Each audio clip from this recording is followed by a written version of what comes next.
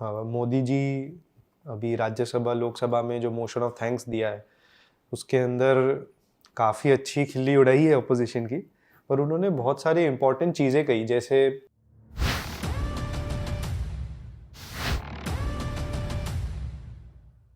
400 पार बोल रहे हैं पर उसमें उन्होंने बार बार 370 बोला। आई थिंक वो थोड़ा सा सेक्शन 370 हटाई, उसकी वापस एक रिमाइंडर दे रहे हैं, पर मेरे ख्याल से वो एक 2/3 मेजॉरिटी का भी एक मार्क है।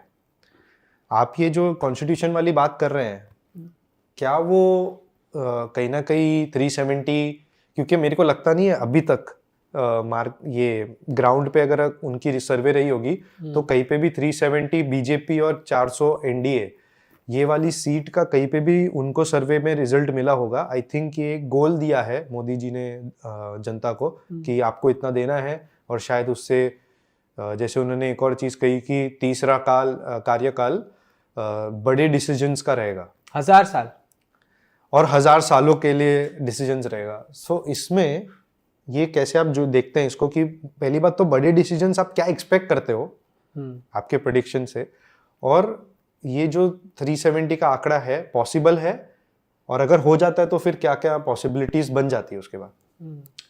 देखिए, मैंने जो लोकसभा 2024 के लिए 1.5 साल पहले ही प्रेडिक्शन दिया था 350+। ओके, तो उसके अंदर अभी भी कोई चेंज नहीं है, बीच में भी मैंने कभी कुछ चेंज नहीं किया।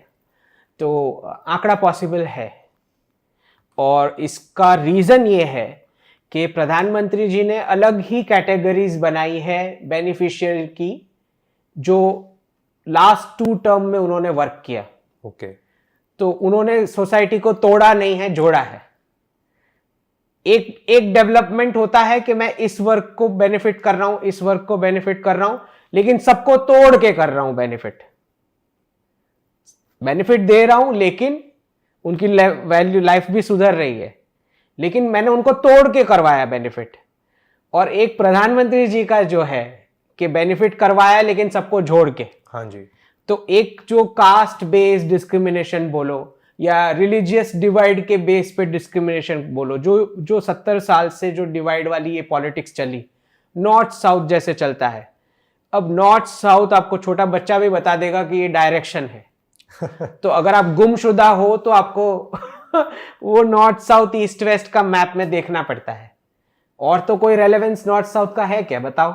छोटे बच्चों को आप पूछोगे व्हाट इज नॉर्थ साउथ, तो बोल तुरंत जवाब देगा कि डायरेक्शन की बात हो रही है इधर।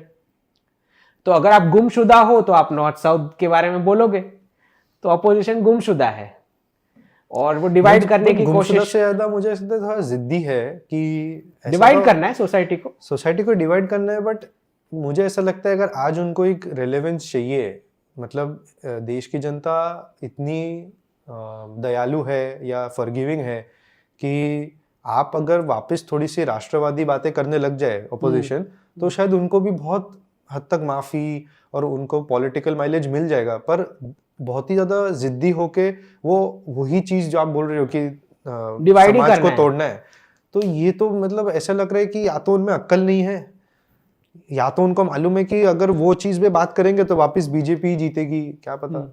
नहीं, I think they have lost direction, क्योंकि पिछले 5 साल से तो मुझे याद नहीं है कि किसी भी ऑपोजिशन के लीडर ने कुछ विजन प्लान बताया हो। हाँ, मुझे तो पता ही कहीं दिखाई नहीं कि ये विजन है भारत के लिए, या किसी स्टेट के लिए भी बता दो या कोई सिटी के लिए बता दो, कोई विजन है ही नहीं। So when you don't have any vision to offer, तो बस आपके पास डिवीजन ही बचता है, क्योंकि डिवीजन की पॉलिटिक्स ही करी है और कुछ उन्हें आता ही कहां है। एक्चुअली उनका इंपॉर्टेंस जो ग्राउंड से बना वो वैसे ही बना, वैसे ही क्रिएट किया उन्होंने, बिल्डअप ही ऐसे था डिवाइड करके।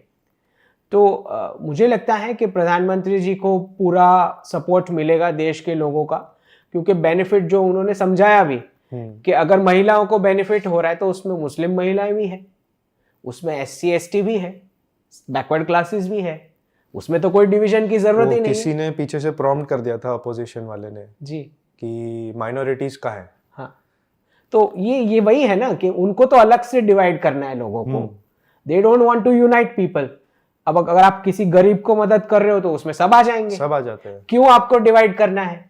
बेनिफिट ही देना है या किसी को एम्पावर करना है, तो आपको डिवाइड करके क्यों एम्पावर करना है? ये इसी बात का गुस्सा दिख रहा था प्रधानमंत्री जी के चेहरे पे कि क्योंकि आपने ऐसा चेहरा कभी नहीं देखा, कभी, और लोकसभा में बोलते हुए तो कभी नहीं सुना मैंने, कभी या नहीं, देखा भी नहीं कभी नहीं।